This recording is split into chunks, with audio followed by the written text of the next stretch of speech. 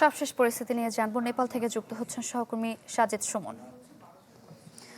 সুমন, ১৬৫ জনের মরদেহ উদ্ধার করা হয়েছে। উদ্ধার অভিযান কেমন দেখছেন এবং আবারও তো দুর্যোগের সংখ্যা রয়েছে, কি ব্যবস্থা নেওয়া হচ্ছে? নগদ নিয়ে এলো হার না মানা হার অফার।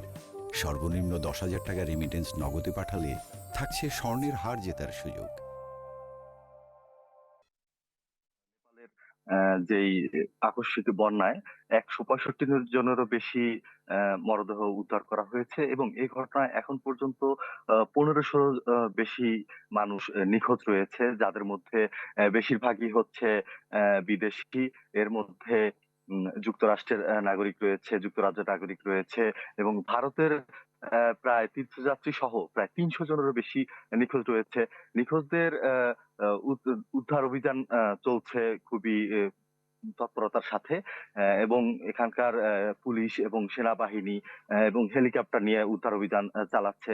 যদিও এখানকার রাস্তাঘাট বন্যায় সম্পূর্ণরূপে নিশ্চিহ্ন হয়ে গেছে, ভেঙে গেছে এবং পাহাড়ি পাহাড়ি জনপদ হওয়ার কারণে এখানে উদ্ধার অভিযান চালাতে তাদের অনেক সমস্যায় পড়তে হচ্ছে এবং দুর্গম এলাকায় অভিযান এখনো চালানো যাচ্ছে না।